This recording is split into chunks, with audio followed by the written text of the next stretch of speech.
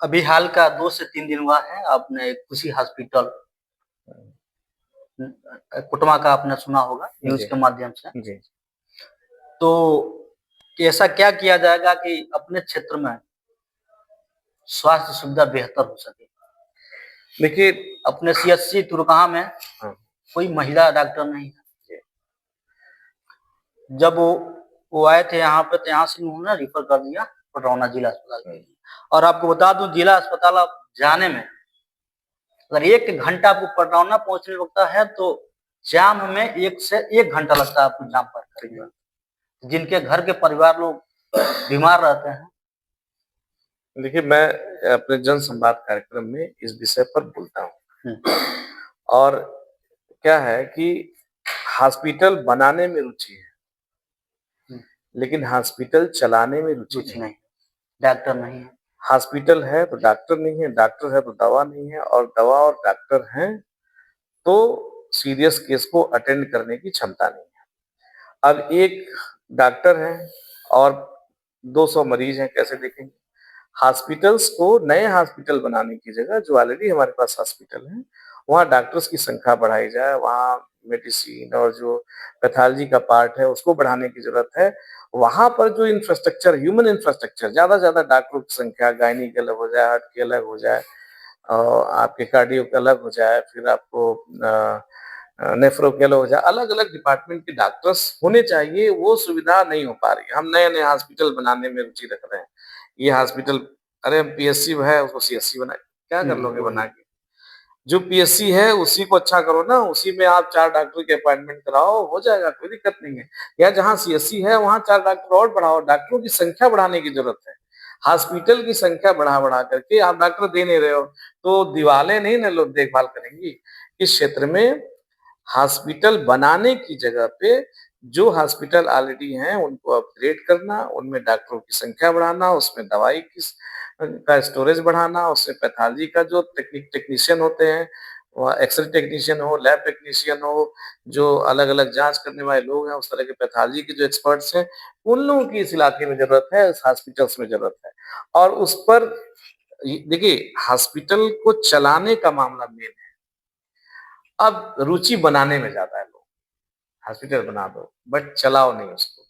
चितौनी में हॉस्पिटल बना है आपको मालूम? सितौनी कितना 50-100 बेड का हॉस्पिटल है, बन के अभी पड़ा तक है, चला नहीं। 4 साल है, आज तक एक डॉक्टर अपॉइंट नहीं हो पाया।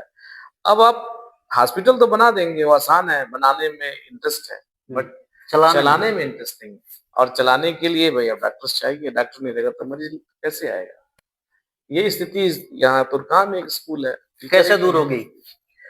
देखिए ज़्यादा फ़ोकस एज़ ए अब मेरी 2 भूमिका के रूप में देखिए, एज़ ए अगर आप मुझसे पवन दुबे के रूप में बात करें, तो यहाँ पर बड़े सुपर स्पेशलिटी हॉस्पिटल आने की ज़रूरत है।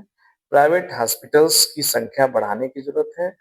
बाहर के डॉक्टर्स आएँ, बाहर के इन्वेस्टर आएँ, वो यहाँ अपने बड़े-बड़े हॉस्पिटल बनाएँ और एक्सपर्ट डॉक्टर्स आएँ और अलग-अलग चीज़ों के अलग-अलग डॉक्टर बनेंगे। जैसे ही अभी एक 100 बेड का सुपर स्पेशलिटी हॉस्टल डॉक्टर बनेगा, अलग-अलग डिपार्टमेंट के डॉक्टर बैठने लगेंगे।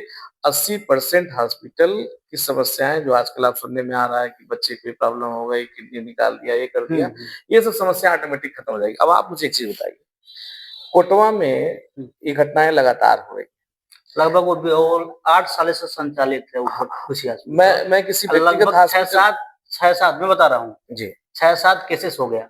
और अभी ज़्यादा नहीं हुआ, 1 डेढ़ महीना पहले भी एक मैं केसेस हुआ था, उसके लगभग 4 दिन बाद वो फिर संचालित हो गया। मैं इस तरह के जो हॉस्पिटल अधिकारी इस तरह के जो हॉस्पिटल हैं वो क्यों डेवलप हो रहे हैं उसके पीछे है कि हमारा जो सीएससी है वो समस्याओं का समाधान नहीं कर पा रहा है। सीएससी हमारा स्ट्रांग हो, जो कोटवा की सीएससी है वहाँ पर डॉक्टर अगर अवेलेबल है, वहाँ ऑपरेशन हो जाए तो क्यों जो है अनट्रेन्ड लोगों के पास जाएँगे, मैं किसी हॉस्पिटल का नाम नहीं ले रहा हूँ। लेकिन हाँ, वो जो हॉस्पिटल इस तरह के विकसित हो रहे हैं, वो इसलिए विकसित हो रहे हैं कि हम आज भी सरकारी सुविधाएँ अपने लोगों को नहीं दे पा रहे हैं। हम मेडिकल जो फैसिलिटी है, वो नहीं दे पा रहे हैं। सीएससी कमज़ोर है, डॉक्टरों की संख्या कम है, एक्सपर्ट कम है, इसलिए या तो रिफर होते हैं, नहीं तो बगल में सीरियस केस है, तो भैया जल्दी से कोटवा किसी बगल के हॉस्पिटल में ले जाओ और वहीं ऑपरेशन करा दो। तो वहां कुछ न कुछ प्रॉब्लम रहेगी अगर टेक्निकल डॉक्टर नहीं रहेंगे तो क्वालिफाई। तो ये नॉर्मल समस्या है। समस्या सिर्फ इतनी है कि सीएससी कमजोर है। और अपना सीएससी का जैसे कि लोग गरीब लोग जाते हैं, लगभग अधिकतर जो जिसके पास पैसा है वो प्राइवेट निजी अपना या तो यहाँ रह जाएगा, लखनऊ चला जाएगा, गोरखपुर चला जाएगा, दिल्ली चला जाएगा। ठीक, गरीब ही जाते हैं अक्सर। जी। तो जाते हैं तो दवा तो हो जाती है, लेकिन लगभग 60 से 80% दवाई बाहर की लिखी जाती है। ऐसा क्यों? अब देखिए इस विषय पे सबको पता है, आप पत्रकार हैं, हमसे ज्यादा आप जानते हैं कि बाहर की दवाएं क्यों लिखी जाती हैं। बाहर की दवाएं इसलिए लिखी जाती हैं क्योंकि या तो वहाँ दवा है नहीं, अगर दवा नहीं है तो दवा की उपलब्धता करानी चाहिए। और बाहर का हो दवा लिखेंगे तो कुछ न कुछ उनका अपना इंटरेस्ट होगा कि बाहर की दवा लिखे, है ना। अब हमारे लिए जो मेरा अपना इसमें कुछ लोग भी सेटिंग है, दवा लिखा जाता है और पकड़ के थोड़ा साइड लेके आते हैं, हाँ कहते हैं चलिए इस मेडिकेशन दिलवा दे रहा हूँ, और सस्ता दवा दिलवा दे। अब वो फिर देखिए मैंने इन सभी चीजों का एक ही समाधान आपको बताया कि जिस दिन कम्युनिटी हेल्थ सेंटर सीएससी जो जो अपने अपने क्षेत्र में है वो स्ट्रांग हो जाएंगे, उसका कंट्रोलिंग सिस्टम अच्छा हो जाएगा, उसका ऑपरेशनल पार्ट अच्छा हो जाएगा, डॉक्टरों की संख्या बढ़ जाएगी, हमारे दवा की मात्रा बढ़ जाएगी, पैथोलॉजी अच्छा हो जाएगा, वहां पे एक्सरे से लेकर के और आपके अदर जो टेस्ट होते हैं पैथोलॉजी में वो सारे टेस्ट होते रहेंगे। तो ये समस्या नहीं आएगी। ये समस्या सिर्फ इसलिए है कि सीएससी में हमारे पास सुविधाओं का अभाव है। नए सीएससी बनाने, नए पीएससी बनाने से जरूरी है कि ऑलरेडी जो है उसमें डॉक्टरों की संख्या बढ़ाई जाए। और तीसरा सवाल है रोजगार के बारे में। तो क्या आप अपने क्षेत्र में कोई उद्योग या कोई फैक्ट्री लगाने की योजना बना रहे हैं? देखिए मैं इतना बड़ा तो आदमी नहीं हूँ कि मैं इस क्षेत्र में उद्योग की स्थापना की बात अभी करूं, लेकिन इस क्षेत्र को उद्योग की सबसे बड़ी जरूरत है। इस क्षेत्र में बाकी सभी चीजों से ज्यादा बड़ी अगर जरूरत है तो उद्योगों की है। बड़े उद्योगों की स्थापना इस क्षेत्र की डिमांड है, इस पर कोई काम नहीं हुआ है। और यहाँ के स्थानीय संसाधनों का अच्छा है, यहाँ जल है, अच्छा वायु है, अमर नारायणी के किनारे का इलाका है, बड़े यहाँ वाटर प्लांट स्टेब्लिश किया सकते हैं, बड़े यहाँ पे प्लास्टिक की फैक्ट्री लगाई जा सकती है इस इलाके में। छोटे छोटे भी और भी ढेर सारे जैसे खारसारी की तमाम बड़ी फैक्ट्रियां लगाई जा सकती हैं यहाँ पे। नहीं हम शुगर मिल नया बना सकते हैं, बट जो प्रोफेशनल खारसारी है वो हम लगा सकते हैं इस इलाके में। और ऐसे ढेर सारे प्रयास जिससे एम्प्लॉयमेंट, जिससे रोजगार बढ़े, रोजगार सृजन का काम इस क्षेत्र में जरूरी है। उस दिशा में प्रयास करने की आवश्यकता है। और मैं तो अभी कुछ हूँ नहीं, मैं तो एक जन सेवा में लगा हुआ व्यक्ति हूँ, मेरी अपनी बहुत सीमाएं हैं। तो मैं ये नहीं कहूंगा कि मैं कोई फैक्ट्री लगा रहा हूँ या लगवाने वाला हूँ। हाँ ये जरूर है कि यदि ऐसी किसी स्थिति मेरी बनेगी तो मैं इस क्षेत्र में वह काम करूंगा जिससे हमारे युवाओं को रोजगार मिले, युवाओं को व्यवसाय में जो भी सुलभता है वो सुलभता उपलब्ध कराएं, युवाओं के लिए हर वो काम करने की जरूरत है जिससे हमारे क्षेत्र के लोगों की कमाई बढ़े। आमदनी बढ़ाने पर काम करने की जरूरत है। आमदनी बढ़ेगी कैसे? अलग अलग क्षेत्र हैं, आमदनी में देखिए 4 तरह से आमदनी होती है। एक कोई खेती कर रहा है या कोई उसका अपना उद्योग है, उससे आमदनी होती है। दूसरा कोई अपना दुकान चला रहा है, कोई अपनी उसकी रोजी रोटी है, उससे कमाई होती है। या कहीं वो नौकरी कर रहे हैं, चाहे वो निजी क्षेत्र का, प्राइवेट क्षेत्र है, सरकारी क्षेत्र है, वहां पर वो नौकरी कर रहे हैं, वहां से कमाई है। चौथा कोई मजदूरी कर रहा है। अब मजदूर को बारह महीना मजदूरी मिले, इस दिशा में काम करेंगे तो मजदूर की आमदनी बढ़ेगी। जो बेरोजगार हैं उनको रोजगार कैसे मिलेगा? जब रोजगार के हम साधन उपलब्ध कराएंगे। तो रोजगार साधन क्या है? या तो फैक्ट्री लगे या इस इलाके में स्कूल कॉलेज जैसे बनाया जाए, जिससे टेक्निकल कोर्सेज लाया जाए, लड़के इंजीनियर डॉक्टर इस तरह के बने, वहां से एम्प्लॉयमेंट जनरेशन हो। तीसरा, इस इलाके में कोचिंग नहीं है जिससे लड़का बैंक में, एसएससी में, रेलवे में, आर्मी में, सिपाही में जाए। अब एक बड़ी अजीब आपको एक बात बताऊं कि जितने भी कंपटीशन रेलवे में, बैंक में, एसएससी में या आर्मी में, पुलिस में, दरोगा में, उसमें क्लास 8 स्टैंडर्ड की मैथ्स आती है। एक विषय उसमें रीजनिंग आता है, जो आप पीजी पोस्ट ग्रेजुएट तक पढ़ाई कर लीजिए, हाई स्कूल इंटर ग्रेजुएशन कर लीजिए और पीजी कर लीजिए, तब भी आपको रीजनिंग की कोई क्लास नहीं होती है। रीजनिंग कोई सब्जेक्ट नहीं होता है कहीं भी, ना किसी भी यूनिवर्सिटी ने डिजाइन किया, ना यूपी बोर्ड, ना सीबीएसई बोर्ड ने कभी डिजाइन किया है। तो अब लड़का अगर अच्छी कोचिंग नहीं रहेगी तो लड़का मान लीजिए कक्षा 8 तक का तो स्टैंडर्ड का वो मैथ्स लगा लेगा, लेकिन रीजनिंग कोई पढ़ाई नहीं किया उसने। तो रीजनिंग की अगर वो पढ़ाई नहीं किया तो कैसे कहाँ पढ़ेगा? जब एक अच्छी कोचिंग होगी तो रीजनिंग की पढ़ाई करेगा, जीएस की पढ़ाई करेगा, वो हिंदी की पढ़ाई करेगा।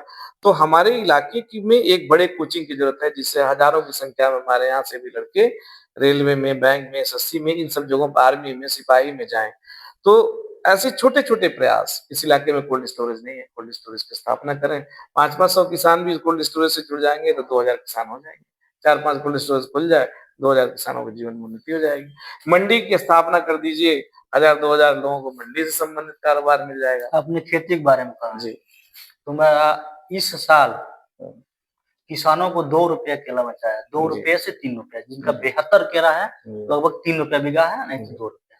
जी, मैं अपने उसमें लागत मैं बता दूं, मैं किसान भी हूँ, उसमें लागत 700 से 800 रुपया प्रति क्विंटल होता है और 200 से 300 रुपया क्विंटल बिक रहा है। तो पूरा किसान टूट गया है केले के उत्पादन में। और मैं इस विषय पर आपको बताऊं, अपने जनसंवाद कार्यक्रम में भी बोलता हूं, और मैंने इस पर एक अपने सोशल मीडिया पर एक लेख भी लिखा था। आप हमारे सोशल मीडिया पर जाइए, आप देखिएगा।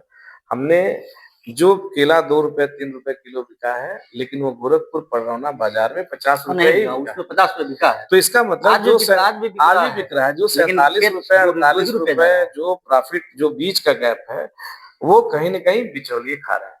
इस इलाके में मैंने अभी अंतिम बात जो आपसे कही कि मंडी की स्थापना की जरूरत है। या मंडी हो जाए, बाहर के 100-200 व्यापारी आएंगे, लोग अपने भाव से बेचना शुरू करेंगे। अब मजबूरी है कि दलाल खरीद रहा है, व्यापारी कम आ रहे हैं खरीदने, तो हम मजबूर हैं बेचने के लिए। ये संकट इस बात के लेकर के है कि किसान से संबंधित जो आवश्यक चीज है, उस तरह की व्यवस्था बढ़ाने की जरूरत है, और वो जरूरत है मंडी की। सबसे बड़ी किसानों की यहाँ आवश्यकता मंडी की है। जिस दिन मंडी की स्थापना हो जाएगी, ये केले से लेकर के अन्य भी जो किसान के उत्पाद है, उसका मूल्य ऑटोमेटिक बढ़ने लगेगा। एक बात और, सब अपने वहाँ के लोग बाहर जाके गुजरात, मुंबई, दिल्ली जाके रोज कमाते हैं जी। यहाँ से जाने में उन लोगों की जी। ट्रेन में जाते हैं तो टिकट नहीं मिल पाता है, धक्का खाते हुए और खड़े होते हुए 2-2 दिन 3-3 दिन लग जाता है उन लोगों को जाते। तो ऐसा अपने क्षेत्र में क्या किया जाए कि जिससे कुछ लोगों को रोजगार मिल जाए, जी। देखिए बाहर न जाना पड़े। देखिए बाहर वो जाके क्या कर रहे हैं, बाहर जाके आपको एक बहुत अलग एक विषय पे आपसे बात करता हूँ मैं।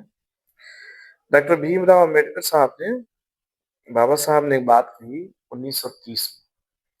उन्होंने कहा कि जो इलाका ज्यादा खेती होगा, उस इलाके में पिछड़ापन ज्यादा होगा, क्योंकि भारत जैसे विशाल जनसंख्या वाले देश की निर्भरता खेती पर रहेगी, तो क्या होगा कि एम्प्लॉयमेंट, जो रोजगार है, वो कम रहेगा, लोगों की इनकम कम होगी और पिछड़ापन ज्यादा रहेगा। अगर इस किसी भी क्षेत्र को आगे बढ़ाना है तो उस क्षेत्र में औद्योगिकरण करिए, इंडस्ट्री लगाइए, फैक्ट्री लगाइए और कृषि से निर्भरता हटाइए। तो अब 4-5 राज्यों ने शुरुआती दौर में, महाराष्ट्र ने, गुजरात ने, तमिलनाडु ने, इन राज्यों ने क्या किया, अपने इलाके में ढेर सारी इंडस्ट्री लगाया, अपने यहाँ लोगों को एम्प्लॉयमेंट दिया, अपने यहाँ के लोगों को रोजगार दिया। और जब अपने यहाँ के लोग सेचुरेट हो गए तो उन्होंने कहा कि चलो भाई बिहार वाले तुम भी आ जाओ, यूपी वाले तुम भी आ जाओ, तुमको देंगे। उन्होंने अपने यहाँ फैक्ट्रियों की स्थापना की और लोगों को, अच्छा एक फैक्ट्री लगती है तो अपने साथ ढेर सारा और कारोबार लेके बढ़ती है, हजारों तरीके के उसके और कारोबार खड़े होते हैं। तो इस क्षेत्र में भाई आप बताइए, खेती में कोई कमाई हो नहीं पा रही है, कोई फैक्ट्री इस इलाके में है नहीं कि रोजगार उपलब्ध हो सके, सरकारी नौकरी की स्थिति आप देख रहे हैं, तकनीकी शिक्षा वाले कोई कॉलेज नहीं है कि लड़के अच्छी पढ़ाई करके कहीं बाहर जाकर के कमा सके। अब मजबूरी में क्या है भाई, पेट पालना है, अपने गरीब आदमी है, अपने बच्चों को, बीवी को, माँ बाप की सेवा करनी है, उनको खर्चा देना है, तो जाकर के मुंबई जाएंगे, दिल्ली जाएंगे, सऊदी, ओमान, कहाँ कहाँ लोग जाकर के कमा रहे हैं। वो खुशी से नहीं जा रहे हैं कमाने, वो जा रहे हैं मजबूरी में कि हमारे यहाँ वो सुविधाएं उपलब्ध नहीं है। इस दिशा में काम करने की जरूरत है इस क्षेत्र में, और इस पर काम जिस दिन हो जाएगा 10 साल लगेगा, 10 साल में पूरे इलाके में बदलाव हो सकता है। लेकिन हर उस पहलू पर काम करने की जरूरत पड़ेगी जिससे गरीब आदमी की आमदनी बढ़े। और गरीब आदमी की आमदनी तभी बढ़ेगी जब इस इलाके में बड़े उद्योगों की स्थापना होगी, बड़े तकनीकी संस्थानों की स्थापना होगी, मंडी की स्थापना होगी और बड़ी फैक्ट्री लगेंगी। इस इलाके में बड़े कोचिंग की स्थापना होगी।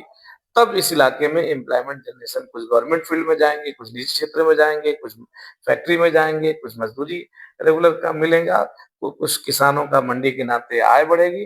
तो ये पूरा एक इकोसिस्टम बनाना पड़ेगा और उस पर रात दिन मेहनत करना पड़ेगा, लगना पड़ेगा। अब हम विकास का एक पैरामीटर बना के रखे हैं, जिससे आम आदमी का आमदनी बढ़े, उस पर बताइए ना कहाँ काम हो रहा है? आमदनी बढ़ाने का बताइए, कोई काम ऐसा बताइए जिससे आम आदमी कहे कि हाँ हमारी आमदनी बढ़ गई। कोई ऐसा काम हो तो बताइए। और दूसरी बात, थोड़ी सी शिक्षा स्वास्थ्य रोजगार के बारे में बात हो गई, थोड़ा सा हट के बात करते हैं आपसे जी।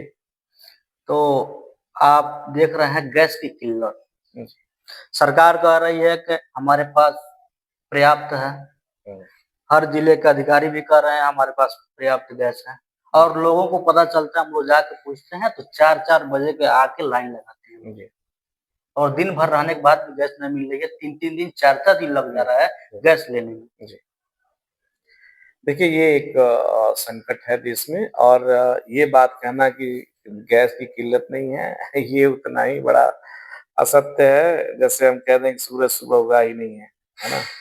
सूरज पश्चिम दिशा में उग रहा है, ऐसे ही सूरज तो पूरब दिशा में उग रहा है।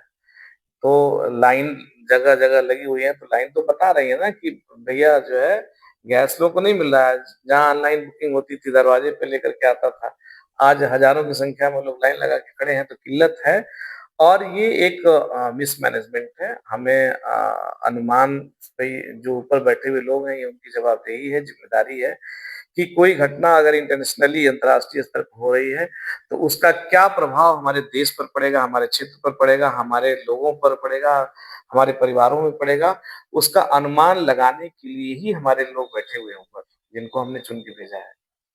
तो ये सरकार की जिम्मेदारी है कि वो इसके लिए इंश्योर करे, ऐसे वातावरण तैयार करना चाहिए था।